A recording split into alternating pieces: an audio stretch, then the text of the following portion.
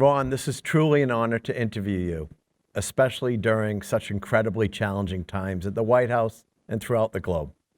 As you know, a few years ago, the SALT conference had the honor of hosting then Private Citizen and now POTUS and your boss, President Biden. So before I begin, on behalf of SALT and its founder, Anthony Scaramucci, we want to thank you. We're going to cover a few topics, but the thousands of attendees today watching live and streaming are mainly from financial services. So we're going to start with the economy. Ron, we've seen over the last 3 months over 700,000 monthly job gains. I mean, really remarkable numbers. There continues to be a large number of unemployed, but what's amazing, and really for one of the first times, we have actually more jobs available than those unemployed, almost 10 million now. The GOP gladly says, you're just way too generous. You're paying people to stay home. Whereas the administration often talks about this is mainly COVID related, childcare, elder care, health care, and just the change that's taken place in a post-pandemic world.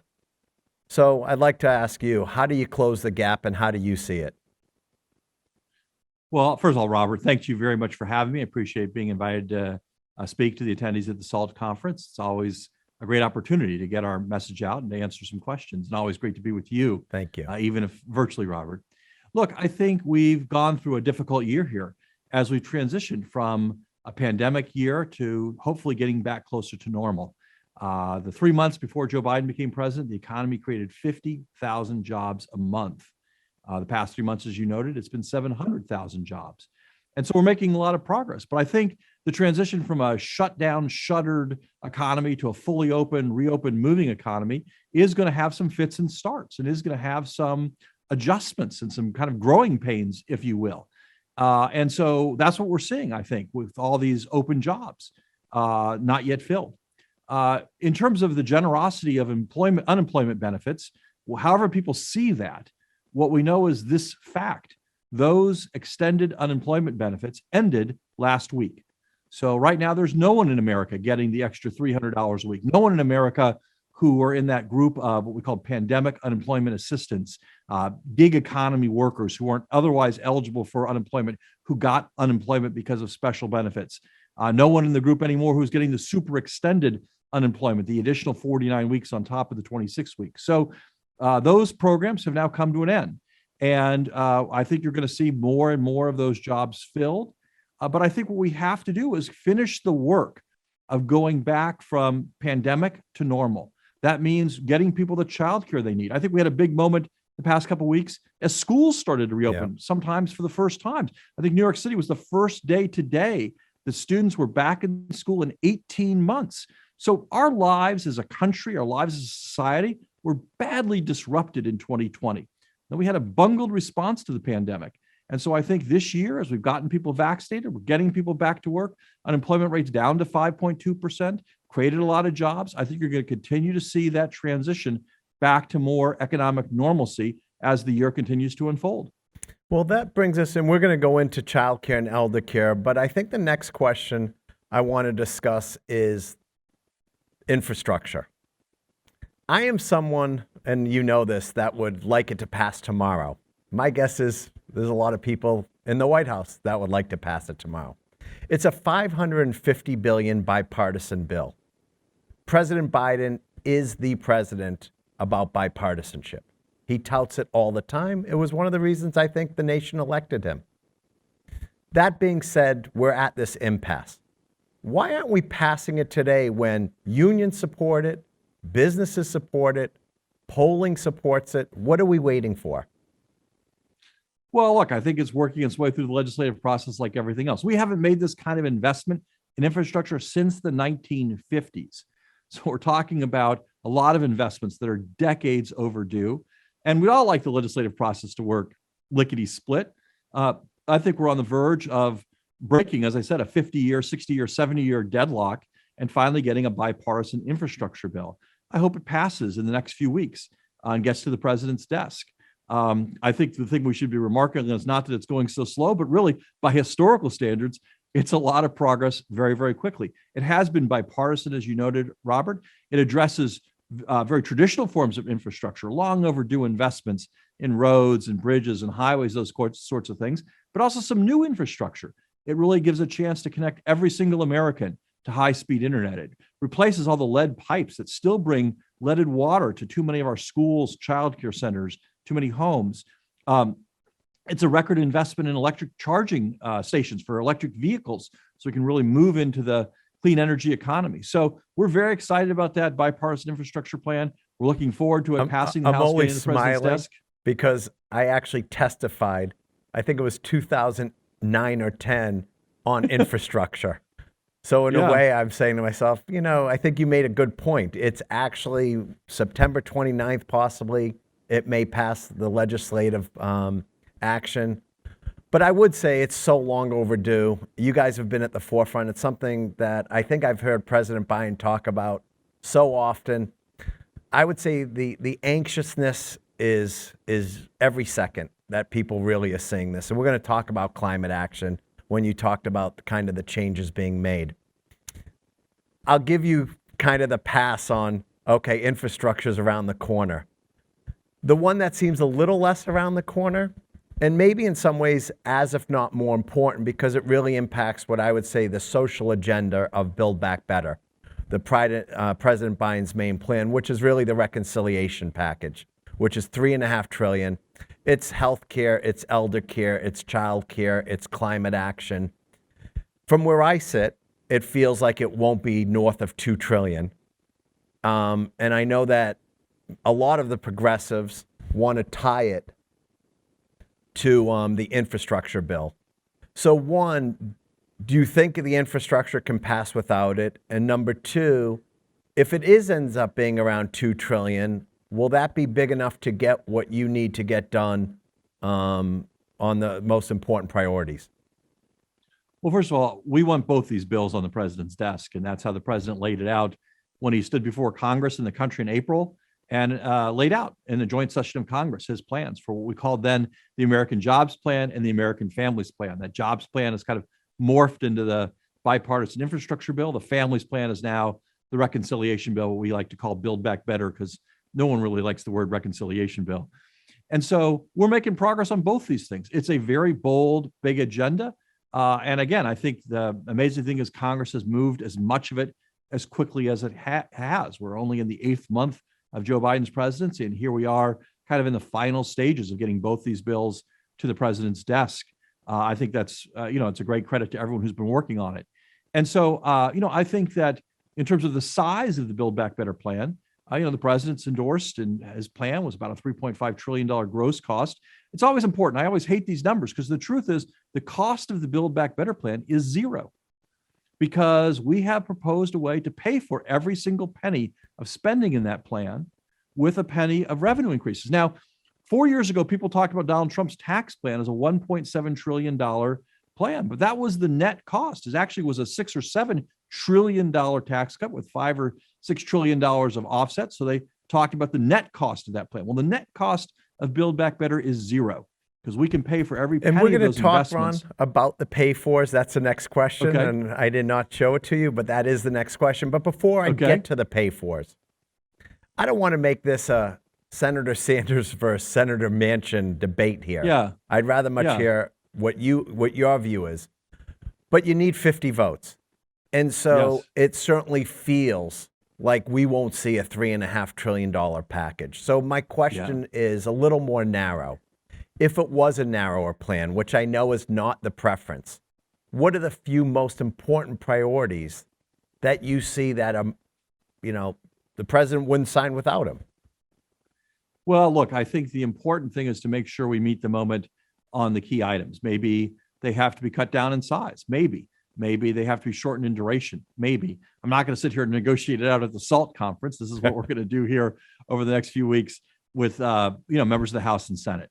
But what is really critical is we have a big childcare problem in our country. We were talking a little bit before about the mismatch between jobs and workers. And we know one reason we have millions of people sitting on the sidelines in the economy is they don't have affordable childcare, particularly at a time of great disruption and change, people moving, all these things. They don't have affordable childcare. We know we have other people sitting on the sidelines because they don't have elder care, take care of elderly parents or maybe a disabled child or something like that. They need in-home care services.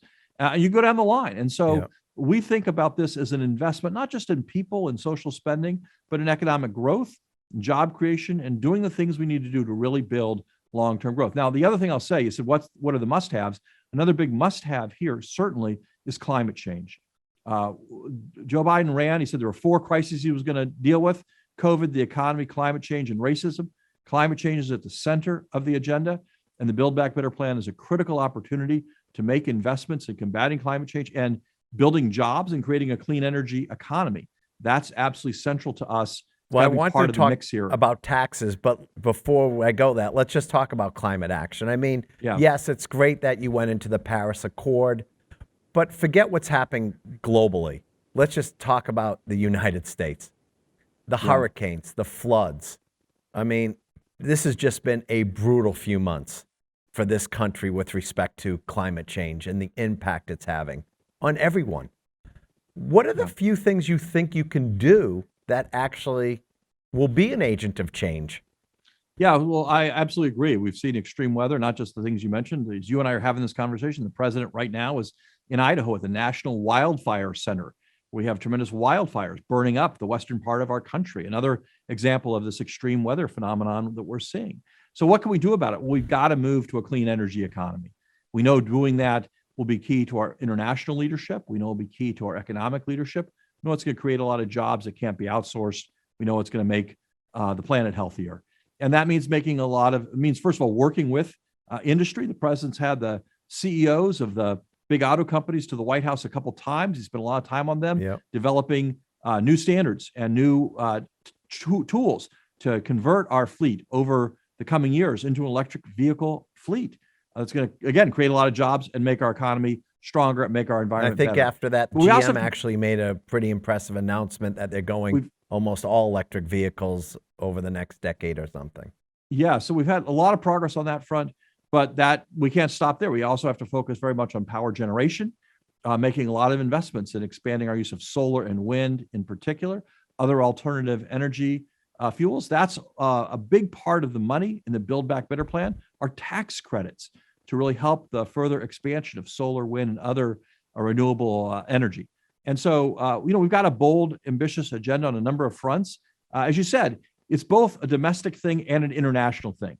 The president has a big international conference coming up at the end of this week with leaders around the world to continue to press the global approach here to fighting climate change. But we need to make the investments here at home that will create jobs, that will get us on the right path. So let's go back into the pay-fors. I know that President Biden and you have said quite often, as well as Brian Deese and all the people from the economic team, we're paying for everything.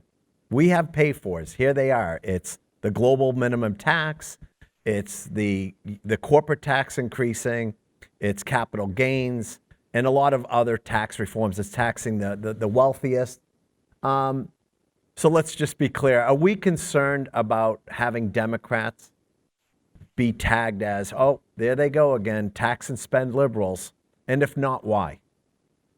Well, so I'm not, because I think really what it's about is tax fairness. I mean, I know we have a lot of big economic interests at the SALT conference, but let's be frank about it. Middle-class folks have paid taxes, they paid their burden. And we've seen during the pandemic, a lot of people at the top do extremely, extremely well. A lot of companies are doing well. We have the stock market essentially at record highs. We have corporate profits at record highs. And yet the corporate tax rate is lower than it's ever been. Frankly, lower at a level that I remember when we did corporate tax reform, no one was really talking about 21%. I don't know how we wound up. 28 would have been a win. 28 would have been a win. So that's what we're talking about. We're not talking about going back up to 35. Our proposal is to go to 28, which I think at the time would have been seen as a very, very reasonable proposal, a very modest proposal. And so that's the kind of thing we're talking about. I think a basic fairness. Secretary Yellen's done a great job working on this idea of a global minimum tax to try to avoid tax havens and companies, escaping to different countries to deal with their tax burden. Putting that into our tax code makes a lot of sense. Raising the tax rate back to what it was when George Bush became president for the people, the top earners, we think makes a lot of sense. So these, I think, are pretty reasonable provisions to kind of rebalance the tax code, to kind of get to a place where everyone's paying their fair share. The people at the top are still going to do extremely well. No one who makes under $400,000 a year will pay a penny in taxes more than they pay right now.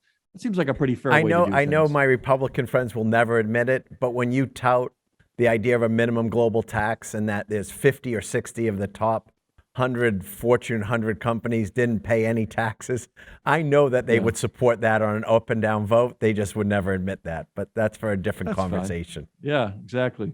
Ron, I want to move to COVID because there's probably nothing that ties to the economy now more than the pandemic. We actually had you for one of our VIP sessions on April 2020 when you were a special guest. And we actually had you because your experiences at that time being the Ebola czar under the Obama administration.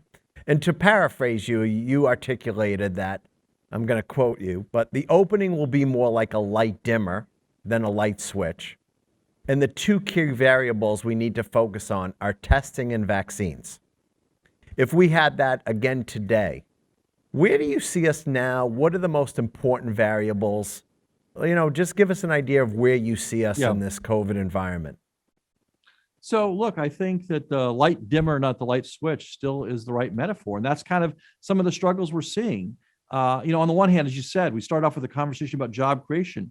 On the other hand, we know we have supply chain disruption that's creating costs, production problems, all kinds of problems. A lot of that supply chain disruption traces back to the pandemic itself. You have these oddities in the economy, rental car companies that sold off all their rental cars during the pandemic because obviously people weren't renting them, and now they need to go out and buy cars, and because they're buying cars, there are too few cars. So this is part of this kind of dimmer switch thing. As we turn back on, we're seeing all these things that need to be worked out. A shortage of semiconductor chips, of course, that's wreaking havoc across a lot of different industries, but also just basic hitches in the supply chain.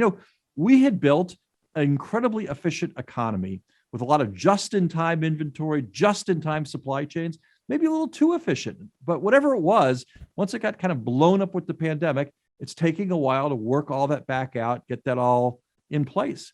Same thing with, of course, the labor markets. And as I said before, people who now lack childcare, people whose schools were closed until this week. So that's all kind of part of the readjustment. But fundamentally, what we need to do is get the rate of COVID down, right? That's the most important thing, I think, in terms of economic growth and where we go from here. And that's what the plan the president announced last week to increase the vaccination rate, to help the people who are vaccinated with booster shots, to take steps to help small business again, all these things. That's part of kind of moving us forward from where we are now. And we're going to talk about the requirement, but do you think that the nation understood the idea of the dimmer versus the light switch? I know that July 4th, we were all excited, and then Delta variant, and then the 100 million people are not vaccinated, and all of a sudden, it speeds up and then it starts going through the bumps. Should we have expected that it wasn't just going to have this exuberant reopening? Look, I think human nature is to kind of hope for the best and hope that we could turn a corner quickly. That's just who we are. That's just, I think, humanity. But the reality is, you look at these epidemics throughout history, you look at particularly something this big, truly a pandemic hitting every corner of the globe. You have, manufacturers in this country. Why is my plant shut down? My plant shut down because COVID's bad someplace on the other side of the planet, where a critical element of my production was assembled, where I have a supply chain problem. We had companies probably who didn't even know where their supply chains fully reached and extended. They're now learning about COVID outbreaks in other parts of the world and things like that. So, this has been a real test. I think we are getting back to normal. I think things are coming along. Certainly, we've made a lot of progress on employment, a lot of progress on economic growth, but we have more work to do. Well, let's talk about the pandemic. Where I think you guys have done an amazing job, and I have to admit I'm a little confused at the other side right now. But last week, the president took incredibly bold steps on the vaccine requirement. What's going to happen with the federal employees, the private sector, the healthcare sector, the education sector. I have to admit I'm confused because you have red state governors, what they're calling him, but then they have their own immunization requirements for kids going to school. So we have so many different narratives coming out that people are confused. And it's, in some ways, it feels like it's stalling our success. Two things. One, how do we square the circle and get people to know vaccines are important to take and take it, and it makes everyone better? And then number two, what is the legal argument you have with the requirements that the president announced last week? Well, first of all, I hope everyone understands the vaccine is safe and effective. One reason the president held on these measures until now is we waited till the FDA gave its final license to the Pfizer vaccine. The Pfizer vaccine is fully licensed permanently. We obviously have emergency use for other vaccines. The vaccines have been taken by billions of people around the world, tens of millions of people, 175 million people in the United States are fully vaccinated. So the proof, this isn't some assertion. Everyone can see this in their own lives around them, that the vaccine is safe, effective. We also spent a lot of time, Robert, as you know, over the course of the spring, building out an unprecedented distribution network. 90% of Americans live less than 5 minutes from a place where they can go get a shot without an appointment and without waiting, and it's free. So it's basically ubiquitous, it's free, it's well proven. Now we need to finish the job. Now, notwithstanding all that, the problem is we only have about 64%, 65% of the adults in this country fully vaccinated. So we got basically a third left that aren't vaccinated. 75 million or so eligible people haven't even gotten the first shot. And so the steps the president announced last week were an effort to try to boost that number up. You look at countries where that number is up around 80%, not 65%. Those countries have a much more normal way of life than we have right now. That's where we need to get to. And so the steps the president announced, I think were all based on his strong legal authority to make the members of the armed forces get vaccinated. They live in barracks. They live in close proximity. We don't want COVID outbreaks in our armed forces. Who could possibly want that? The federal government pays for Medicare, Medicaid, having the medical facilities that get those benefits, have their staffs be vaccinated. You should be able to go into a hospital if you're sick and have confidence that the people treating you are not giving you COVID. Okay, that seems like a very reasonable thing. The same thing with the announcement the president made last week about Head Start. Our youngest kids can't be vaccinated. Their caregivers should be vaccinated to lessen the risk. But Ron, how about the private sector aspect where it seems is the most pushback? Look, the private sector, first of all, let's be clear what the president announced is a requirement that for large employers, 100 and up, their workforces either have to be vaccinated or tested. Right. And so first of all, I don't really understand the philosophical objection to being tested once a week. I don't really understand anyone's right to show up at work at a large workplace and say, you can't know if I have COVID or not. That seems like a very odd right to me. In terms of the president's legal authority, that's going to be done through the Occupational Safety and Health Administration, OSHA, which we know says to workplaces every day in this country. Yeah. You're going to work on a construction site, you got to wear a hard hat. You're going to work around noxious chemicals, you got to wear a mask that protects you from noxious chemicals. So saying that in a large workplace where consumers are coming in and out, where you got a lot of other people working there, those people either need to be vaccinated or tested and COVID-free. It seems like a reasonable way to keep those workplaces safe in the middle of a pandemic. So Ron, one more question, and then I just want to end it with some of your priorities. This is I thought was very impressive what Justin Wolfers, the economics professor from University of Michigan, and I'm going to paraphrase him, said, he's viewing Biden's vaccine mandate as the cheapest and most powerful economic stimulus ever enacted. COVID is a tax on all in-person interactions, and vaccinations is a tax cut. More jobs equal a bigger tax cut. I know we keep harping on vaccines equals economic growth, but that seems like such a clear message to me.